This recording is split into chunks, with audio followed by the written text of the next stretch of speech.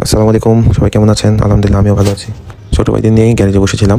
তার মধ্যে আমার অ্যাসিস্ট্যান্ট এসে বলতেছে, ভাই রান্না করতে হবে। আমি বলছি না, রান্না করার মুড নাই। বলতেছে ভাই করতে হবে। আমার রান্না ছাড়া আবার কেউ খায় না। যাক, কি আর করা, তাদের অনুরোধে শুরু করলাম রান্না। প্রথমে আগুনটা ধরিয়ে নিলাম। আগুনটা ভালোভাবে ধরতে হবে। আগুনটা ভালোভাবে না ধরলে কিন্তু ভালো রান্না হবে না।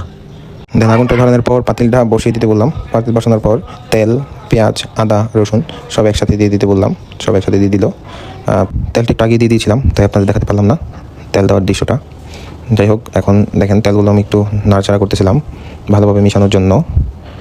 আসলে আমার হাতের রান্না এতই মজা, আসলে সবাই খেতে চায়। শুধু কী করবো বলেন, যখন আমার অ্যাসিস্ট্যান্টরা না পারে রান্না, তখনই আসলে আমাকে দেয়। হ্যাঁ, এই জন্য আসলে না করার কোনো অপশন এখানে থাকে না।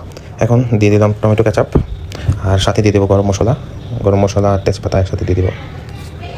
দিয়ে দেওয়ার পর অন্য একটা পাতিলে পানি, সাথে গরুর দুধ দিয়ে দিলাম, হ্যাঁ, তেজপাতা আর সাথে মরিচ দিয়ে দিলাম, দিয়ে একটু নাড়াচাড়া করে মিশিয়ে নিলাম। ওদিকে আমার মোটামুটি মুরগি কষানো শেষ হয়ে গেছে। কিছুক্ষণের মধ্যে আমরা মুরগিটা তুলে নেব। মুরগিটা তুলে দেন আমরা অন্য পাতিলটার মধ্যে সব কিছু একসাথে মিশিয়ে রাখা হয়েছিল, ওই পাতিলটা আমরা চুলাতে দেবো, আর কষানো পাতিলটা চুলা থেকে নামিয়ে ফেলবো। এখানে আমাকে সাহায্য করতেছে রনি বাবুর্চি আর হলো রবিন বাবুর্চি। তাদের দুজনকে দিয়ে মোটামুটি টুকটাক কাজগুলো করাই। এখন আপনারা দেখতে পাচ্ছেন আমার সহকারী চাল ধুইতেছে। তো বললাম আমি, তুই চালগুলো ভালো করে ধো, কোনো ময়লা যে না থাকে, তা না হলে আজকে কিন্তু তোর হাজিরা কাটা। তো সে একদম মনোযোগ দিয়ে চালগুলো ধুচ্ছে, আপনারা দেখতে পাচ্ছেন। আসলে আমি পাশে না থাকলে তারা আসলে কাজে অনেক চড়ামি করে, ঠিকঠাক মতো সব কিছু করতে চায় না, তাই আমি সাথে থেকে তাদের কাজগুলো করাই।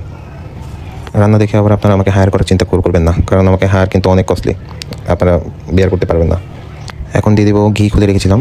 এখন দেশি ঘি দিয়ে দিব, পিওর ঘি। আপনারা দেখতে পাচ্ছেন ঘিগুলো কী সুন্দর দেখাচ্ছে।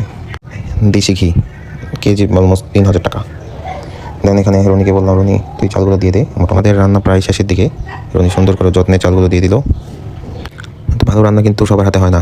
আবার আমার রান্না দেখে আপনারা রান্না করতে চান না, আমার মতো টেস্ট আপনারা করতে পারবেন না কিন্তু। চাল দেওয়া হয়ে গেলে এখন আমরা দিয়ে দেবো মুরগির গোস্তগুলো, যেগুলো কষিয়ে রেখেছিলাম, পুরোটা ঢেলে দিয়ে দিলাম।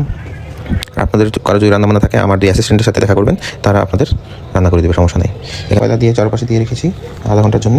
আধা ঘন্টা পরে দেখেন অলরেডি হয়ে আসছে।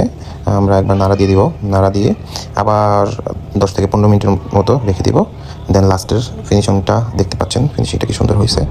চিকেন বিরিয়ানি এইভাবেই রান্না করা হয়, ফুল প্রসেস আমি দেখিয়ে দিলাম। কেউ আবার আমারটাও কপি করে রান্না করতে যায় না। হ্যাঁ, টাটা, আল্লাহ হাফেজ, সবাই ভালো থাকবেন, সুস্থ থাকবেন। ভিডিওটা একটি লাইক, একটি কমেন্ট, আর পারলে একটা শেয়ার করে দিন। বাই।